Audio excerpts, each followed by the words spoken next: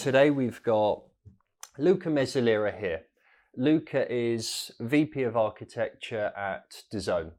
DAZN are a sports streaming service, and what they try and do is revolutionize the way in which us guys, everyone globally, watch sports. So what we're trying to do is get a little bit more understanding of what happens under the hood, why the company have decided to do things, and why Luca, his team, product and engineering, have done things the way that we've done. So this is Luca. Nice to meet you. Luca is VP of Architecture, like I've said. Can you kick us off and just tell us a little bit about you, your journey, why you're here, and talk to us about DAZN at the moment? Yeah, okay. That's great. First of all, thank you for having me. That's great. No props. It's a pleasure starting this adventure. Thank you. My name is Luca. I started in DAZN 4 years ago, so basically at the beginning of this journey. First of all, I was working for a third-party company, then I moved to DAZN. Okay. It was, since the beginning, an interesting journey because the aim was delivering quite a few TV platforms, set-top box, console, mobile, and web application, integrating with 6 different third-party companies that we never worked before in 14 months. Okay. It was really, really a challenge because, as you can imagine, in this short amount of time, being able to hit that deadline was really challenging. Okay. We were able to do that, and it's basically when the success of DAZN started. Okay. We started in Germany, Austria, Switzerland, then Japan, and then slowly but steady we started to get traction, having a lot of users that were coming to our platform. And now the fact that we are doing probably the most challenging thing in the OTT space, that is streaming live events, with millions of users all over the world, is becoming probably one of the most interesting things that I've done in my career. Okay. Just focusing on a couple of points that you've mentioned in there, challenging and live streaming, tell us what elements come together to make that really challenging. I think the main issue there is when you are at the beginning of the Champions League final, 10 minutes before the event that kicks off, you have like millions of users that are hitting your APIs and your platform. And that is not something that is happening very often. Me and him. Exactly. It's not happening very often in other projects that I work for. Okay. I really love this thing because it push you to think about creative solutions. Obviously, we found in the last few years that sometimes certain services that are available in AWS won't be able to scale at the pace that we need. Okay. So we need to find different ways to do things, or even create our own solution. Okay. And the scalability of this platform, not only in the technical terms, so hardware and cloud and so on, but also on, if you want, on the people side of things. So moving from 30, 50 people where we were back in 2015 to over 3,000 now in 2019. It's just insane. There are some problems that you're not facing with a massive growth like that in other companies. Because the massive growth of moving from I was like the second tech person in the tech department at the beginning. And now we are over 350, and it's just growing. It's not happening every time in your life. And if you think, let's say, what we have achieved so far, it's just a great journey. Complicated, and you learn a lot, and you work on outside your comfort zone for a while. But if you're up to the challenge, it's definitely the place to be. Okay. Talk to us about some of the changes from being the second tech person to now a 3,000 plus company. Talk to us about the evolution of the architecture and how a business scaling at that capacity has to evolve, and what do they need to consider? Sure. So I'm a strong believer on creating business values in general. When we started the first implementation, obviously we had to go on a path that was crystal and clear, and we know that we could deliver. So we went with 2 clear architecture. One was a monolith written in C#, running on AWS. that could scale horizontally without many problems. The second one was a single page application on front end that could be where we could reuse part of the code between TV devices and web and mobile. Fine. Mobile was a hybrid application because we didn't have enough time to deliver everything. We didn't have the capacity also for delivering everything with native code. So at the beginning we started in this way, and we hit the target we had to. Then when I moved to DAZN, the first thing that I've done is re-evaluating certain decisions, because obviously we saw a lot of people downloading our application, and therefore was interesting to provide a better experience there. So instead of a hybrid application, we decided to go with the native one. So we built up two teams, one for Android and one for iOS. The iOS one is working with Swift, the other one with Kotlin. And they just smash it, and they did a great job. We won several prizes in the last few years. And we were in the keynotes of Apple and Google for the last 2 years. That is a great achievement. Unbelievable. Then we moved on a couple of TV devices, bespoke devices we call, like Apple TV and Roku. And also there we decided to create a custom build for that. But when we moved to the, let's say, a big elephant in the room that was the backend and frontend, we decided to approach on the backend with microservices, because we knew that scaling could have been a problem for us, and we found those problems several times and challenges around that. So we decided to go with microservices mainly for scaling. So we could scale part of the system, the critical part as we call, in a way that it was needed, but then maybe being more relaxed in other part of the system, and maybe allow them to fail gracefully. On the front end, it was a challenge because currently there weren't any pattern that would allow us to scale at the piece that we would like to, and having let's say a unique code base that was distributed across multiple dev center like we have. And that was a real challenge. I was quite puzzled on the way how we could move forward. At the beginning, we were keen to use the first code base that we have written, but then suddenly we realized if we start to have, currently we have like quite few engineers in the same room that are working on this code base. But if you start to distribute the team, if you start to have, let's say, certain areas of the business that was moving to a certain piece and another in another way, that could have been a problem.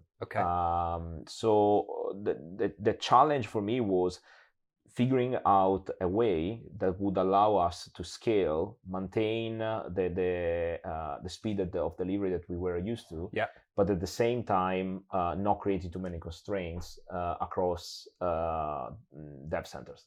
Is this your point of localization that you referred to on your Medium, or am I jumping the gun? You're a bit jumping ahead, but we're arriving there. Good. So the idea that we had was amplify the principles behind microservices that are a well-known pattern around autonomous decisions and independent modules. The fact that you can independently deploy and manage a specific microservice to the front end. Now, if you see let's say the front end community, there are several implementation that we call micro-frontends, like we call right now. Some of them are relying on the fact that we are assembling components on the server and then serving the final page to the user. We took a different direction. We started, instead of solving a technical problem, solving a business problem, working with domain-driven design. So domain-driven design is a practice that is very well known and used on, if you think about backend architecture, in order to identify the domain, understand how those are working together, understand what are the events that are, let's say, entering and getting out from a specific domain, and so on. And this is not really solving a technical thing. So I thought, if we can apply DDD on backend, we could also find a way to apply on the front end. And that's what we have done. So Okay. basically, we took our application based on all the data that we fetched from Google Analytics. Yeah. We were able to understand how our users were interacting with the application and create a segmentation of our application in different domains. Okay. So we decided to go with the So it's almost reverse engineering as such. Sort of. The reality is we were very conscious on how our users were interacting with our application. Okay. And we had the solid observability around the first version of the application. Yeah. So at that stage, we thought, okay, so if we have all those information, let's use them. Yeah.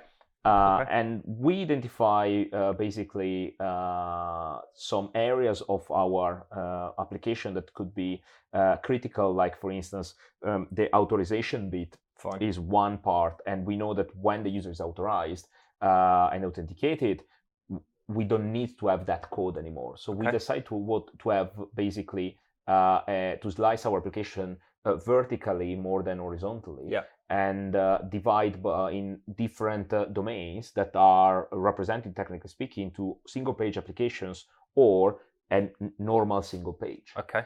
And that is how we are delivered the 2.0 version of DAZN. There is another plus of this approach. Fine. That is around applying another well-known pattern of microservices, the strangler pattern. Okay. Basically is allowing to replace an existing monolith slowly but steady. Okay. So you just create incremental value for the business. You take an API, you just replace that part, and slowly but steady you are strangling the old monolith. Okay. And we did exactly the same thing on the front end. Okay. I love it. What sort of challenges could a business have in a sense where if they're not at your scale and let's just say they start to embark on this journey, what would you suggest to the people watching this that you need to look out for? Any failures that you've learned from? What would you look out for and recommend? These are the signs that you should be careful of. You are talking mainly on for the micro-frontends implementation, or exactly micro-frontends. So there, I think first and foremost, I don't think micro-frontends is an architectural pattern that you would use for any project. Fine. You would use only in certain cases, and one case could be mainly the problem we are trying to solve here. So the fact that you have distributed teams working on a product that has to evolve independently if you want, and you want the risk also the fact that a specific feature is going live, and you don't have to retest the entire application, just to test what you need to deploy. But I think a large organization, mid-sized organization, Fine. That could be definitely a pattern, particularly if you have a product. Okay. There are other ways that definitely single page application or server-side rendering application are still super valid option, and I still pick them if needed. But in the case of DAZN, I thought that was needed something completely different. Okay. 2 years ago, when I started to think about this, it wasn't even called Micro-frontends. There wasn't a name. Yeah. And that was the main challenge, trying to sell something to the business that was not there. Technically speaking, you don't have any documentation or reference for this. Fine. Nowadays is way easier. Nowadays you can. There are some nice framework that are currently used by people embracing micro-frontends. For instance, there is on top of my head, I remember a single SPA that is developed by a team in US, if I remember well. Yeah.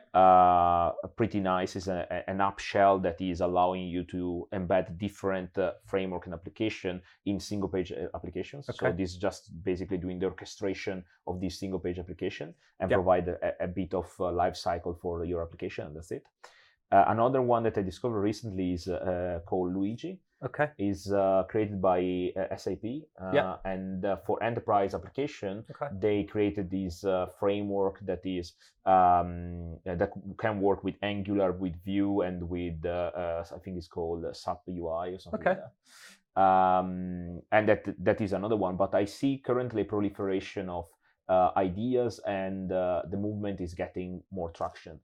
being, let's say, if you want, the precursors on behind this architecture for us is very interesting, because we can have a say, we can influence also the community, and we can share our feedback, our knowledge and our feedback. So that is something that is great also of being here. Talk to us a little bit about the relationship between product and engineering in the business. Touched on business cases, and understanding a user journey is really important. Yeah.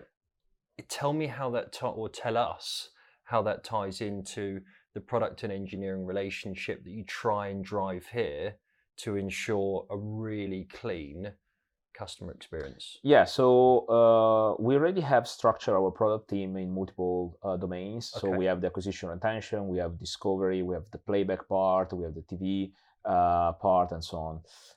What we identify inside each single team, product team, that there are some areas that could be mapped also on the architecture. One of the things that is very well known as law that is leveraged on top of software architecture is the Conway's law, that is stating that you usually design your architecture based on your, let's say, company structure. We are trying to let's say reverse that thing, and we are trying to say, okay, let's focus on how the architecture looks like, and let's rearrange how we work up to now in a way that could fit the architecture. And that was a very interesting exercise, because not in many companies you can do that, and I was very lucky in a company like this. There were people keen to experiment and try this. Luckily enough, the thing is working, and therefore what we have is a product person or a couple of product people dedicated to a specific domain that are interacting directly with the team, and they are almost embedded with the team. So the team has that is sometimes is cross-functional, sometimes it's just a component team that is developing a specific thing, because it depends from the domain. They have like access to architects, they have access to designers, they have access to product people, and in general they are the hub where the things are happening. And it's up to all the people that are external to the teams, or they are working closely with the teams, to facilitate their job. That is not always easy, obviously, but we're trying to do our best, because I think the main challenge we have right now is usually you pass through phases in order to have, let's say, a very performing team. So we are currently passing through those phases, and we're trying to do our best to make very smooth this transition. But we realize that it's challenging. It's not something that it works every time with like a magic wand. You need to try, iterate, make some mistakes, break some eggs, and then you can start to make the things properly. From a product and engineering standpoint, for what you can tell us, is there anything new that's on the horizon, or is there anything that you want to try and introduce to the teams or try out? So Micro-frontends 2 years ago, and obviously the product and engineering relationships fairly different to what we see in the industry. Are there any other ways that you want to try and introduce things differently to DAZN and continue to break the mold? So I think overall we are trying to be as cutting edge as possible. We are extensively using serverless on the backend, for instance. Not always, but often we're trying to use that. On Micro-frontend, for instance, there are a few key things that currently we are looking at. Introducing a design system that the challenge there is mainly how far you want to push the design system. Usually you can arrive to have quite complex components potentially. We need to find the right balance in order to provide the possibility and flexibility for the teams to pick their own technology, but at the same time having some let's say common components across the different micro-frontends. And the sharing part is the part that I'm let's say most careful on introducing, because when you start to sharing code, then if you do the wrong abstraction or the wrong let's say assumption around behind the code, you risk to create more bottlenecks than benefits. touching on technologies, can you run us through some of the technology and tool set that you guys use and why you chose that? Because in today's industry and day and age, there's bundles of tools, loads of tech that you can get your hands on, and everyone's introducing serverless or thinking about containerization. But I think in true Luca Mezzalira terms, use the right tool for the right job. So what tool set and tech and why? Okay, so currently we are using for the API layer AWS. We picked that mainly because we have seen that we can rely on them so far. We would like to move in the long term to a multi-cloud strategy. We are still currently discussing which is the best way to tackle that. Is a huge topic. Obviously, it's not going to happen next year, but it's something that we have to keep in the back of our mind. We definitely we believe that serverless could be the answer for many of our problems. We are not there yet for the type of businesses we're running, where we need performance and scalability at a certain piece. But definitely there are some things that every month could be translated to serverless potentially, considering the evolution that the serverless has. We are waiting for the AWS reInvent this December. Quite curious about that to see what's going to happen there and what kind of announcement around serverless are happening. But I believe that in I don't know, 2-3 years max, we can think about serverless end to end. And the paradigm would be super interesting, because finally you have a shift of mindset where instead of focusing on the infrastructure and picking the cool thing like Kubernetes, for instance, you are focusing on the business value. And that for me is the big shift.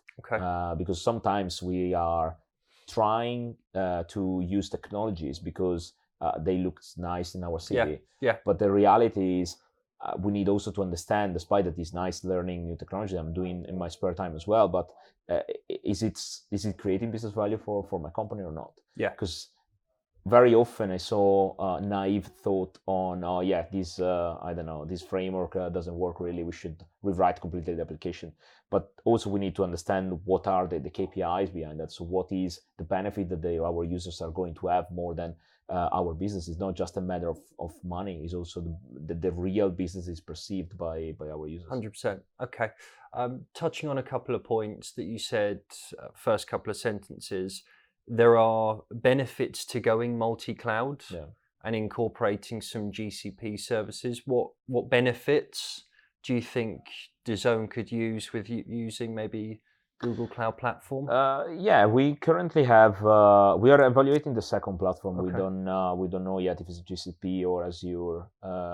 But so far, I think it depends on how we decide to tackle these things. So if we decide to go with a vertical implementation, we can potentially say, let's pick a specific service, personalization, for instance, and we see that the algorithm or the AI provided by GCP or by Azure is by far better than AWS, so we can have that specific service in one cloud, and having the rest of the application in another cloud, and just pick the best tool for the job.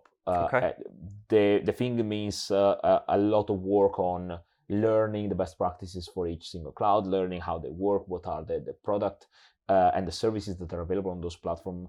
But it's definitely more an exercise of education. In the case that we decide to go with the horizontal, let's say, duplication of our code, that is complicated. Because a lot of people are saying, but it's not a big deal. You can easily use Kubernetes and it would work multi-cloud, and that's fine. But the problem you have with that is, in my opinion, is you're losing all the good things that serverless offering is providing to you. Because if it's true, you are vendor locked by a specific cloud provider, but at the same time, you have a huge advantage that you deliver and ship very, very fast. Okay. And you don't have to care about the auto-scaling strategy behind that. You really need to just focus on what you really care. So that is the business value that you create to your users. Okay, that's useful to know. Yeah. What part of the architecture would you say that you're most proud of? Over the 4 years, what are you most proud of? Or what are you and your team most proud of?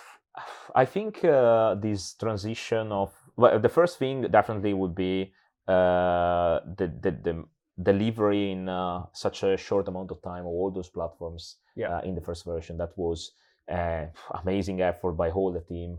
And honestly, I have to thank all the guys that I work with for this, because it was really a huge push by everyone.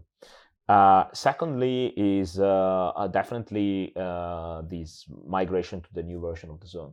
That is the second time I'm building DAZN, and obviously I learned a lot in the first time. Yeah. The second one is even better, because we had the possibility to share some thought and some opinion, taking, let's say, more in a more relaxed way, the decision of building certain things in certain ways, and it's still changing these things, still evolving. The nice thing of what we are doing is that we are trying to take the decision at the last meaningful moment, more than having a big plan that we designed 6 months before, and then at the end in 6 months the business changed that much that we won't be able to cope up with thing, or the design is completely broken.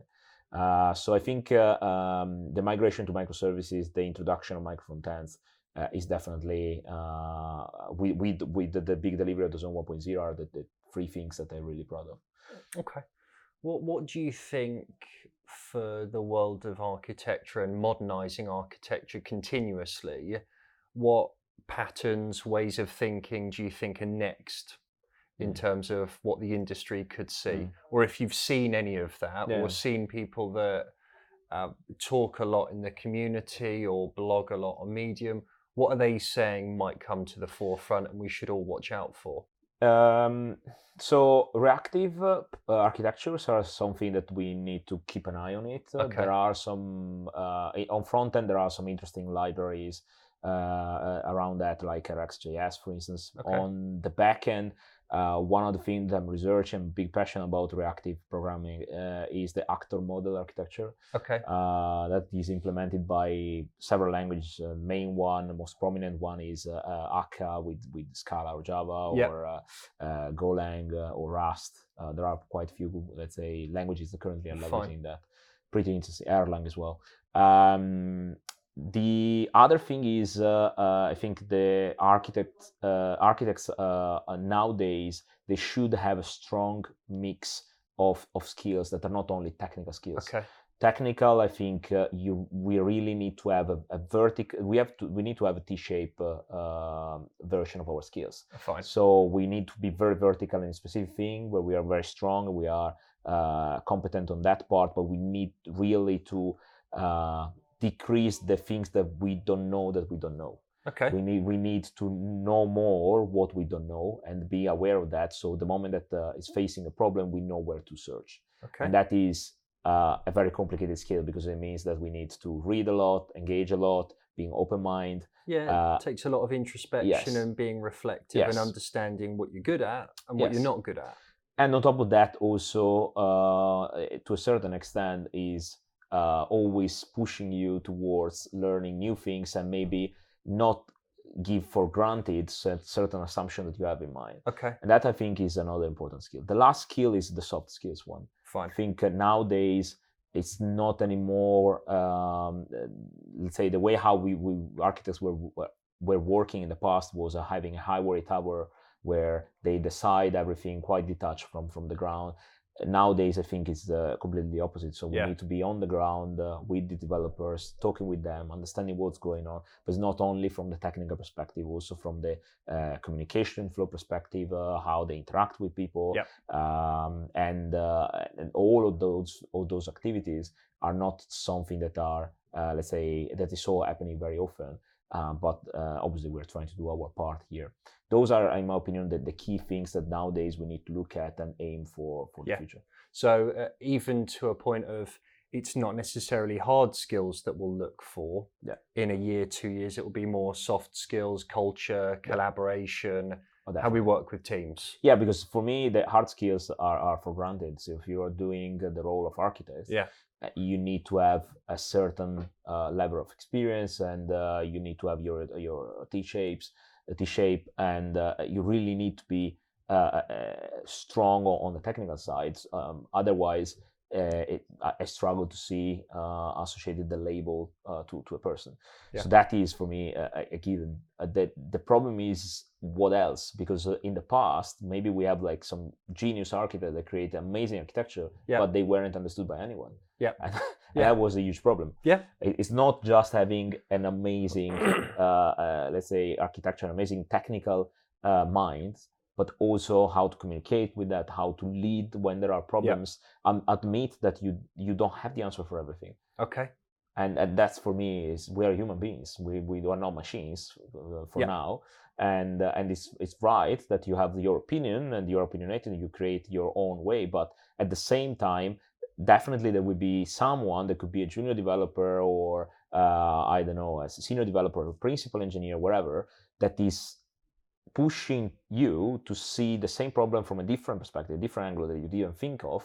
Because having 2, 3, 40 different angles for the same problem could be very beneficial. And you shouldn't turn it down. You should just embrace, analyze, and be analytical enough to don't get in love about only your ideas. And that's how I'm seeing companies calibrate talent at the moment, is go away, take home an exercise, or come in and draw something on the whiteboard, but we'll pull it apart and we'll think about doing something different.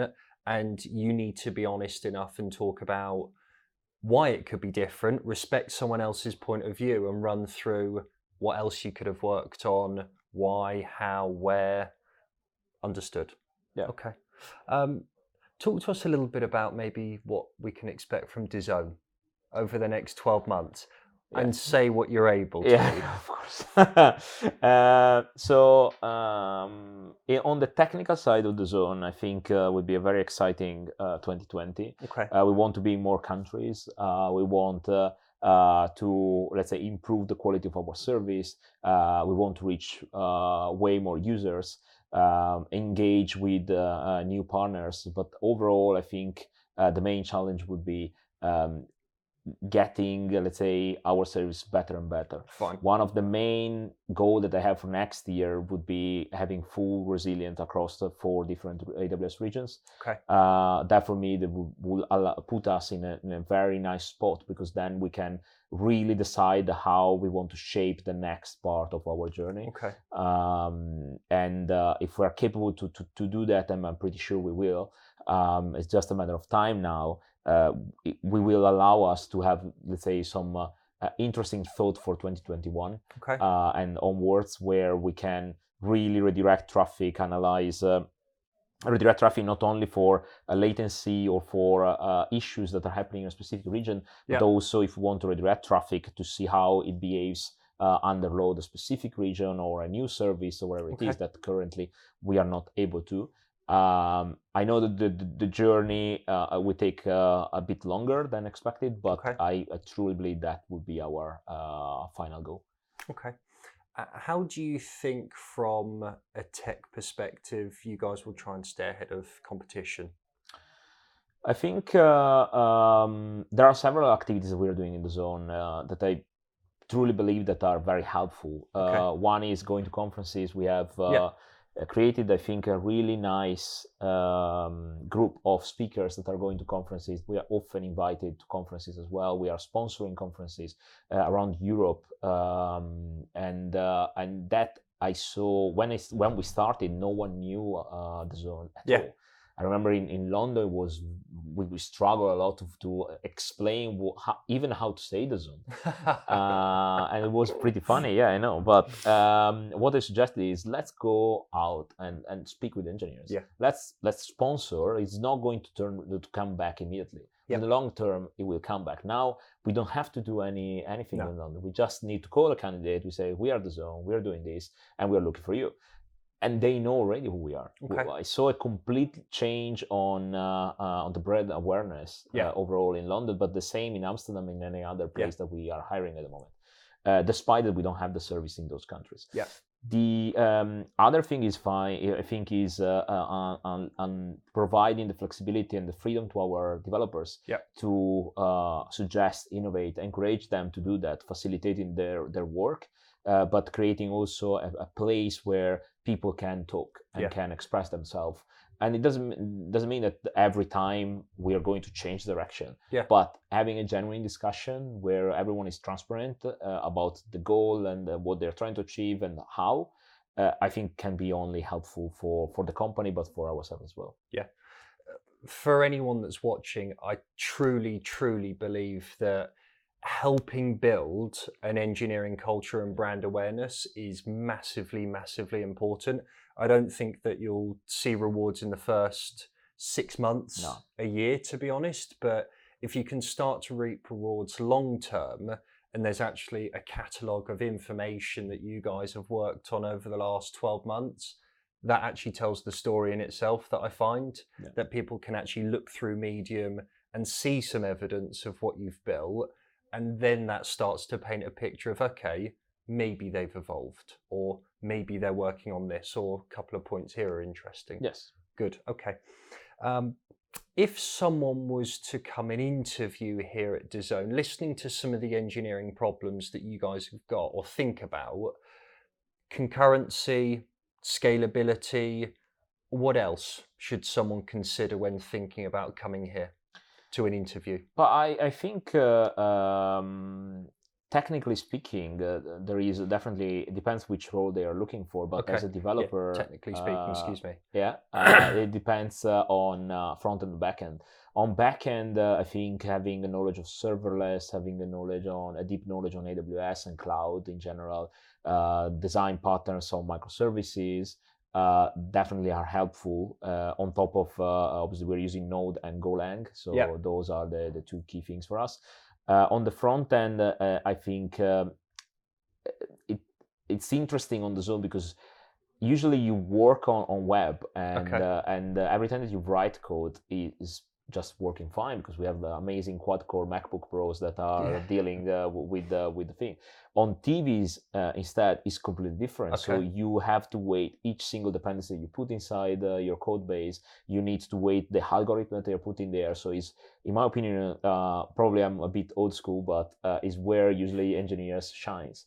Good engineers shines. And having the possibility to test these by yourself, I think is a huge opportunity. I'm coming from the old good days of a Flash platform, and therefore there we were used to write almost once and deploying many devices. I had the fortune on working on embedded devices and other places, and these taught me how to make the code efficient for those devices. And nowadays, I think it's very difficult to find places where you can test your skills on writing good code. And this is definitely a place where good code will shine on devices that are, by the way, watched the most by our users, because currently for us, TV platforms are one of the most important platforms we have. I was going to say there's a shift in consumer mindset at the moment as to how people get their content. And quite a lot of it's mobile, tablets. So it makes sense. Is there anything else that is pressing that you'd quite like to share with us about DAZN, London JS? We didn't throw in Luca's a part of London JS. He actually runs the community here in London. Is there anything else that you want to throw in and talk to us about that you think is really useful for someone listening to this, whether they're junior, mid, senior, regardless of seniority or title, but anything? I have a message more for all the engineers that are out there. I think in general, don't be afraid to let's say engage with people when you go to conference with speakers or with other attendees. Try to be involved in the community. Community is such a great place where with nice people that push your boundaries and allow you to look at the same thing with a different perspective, I highly encourage to join any community, either my community, but there are plenty of JavaScript community in London. It's not a competition. It's just a way to share our passion. And I really think if you are not engaged enough, think about that, because you will find a lot of good surprises. That's a really good message, and I second that. Hey guys, thanks for watching this episode. Massively appreciate you listening and checking in with us. If you want to find out more about us and what we're doing, please check us out on social media. What we're trying to do at Enginears is build a community to drive knowledge sharing and experiences. On Twitter, we can be found Enginears.io. It's no_. We've also got a website, which is enginears.io. These links will all be posted in the description. Any feedback and comments are massively appreciated. We're always looking to improve on where we can. Thanks, guys.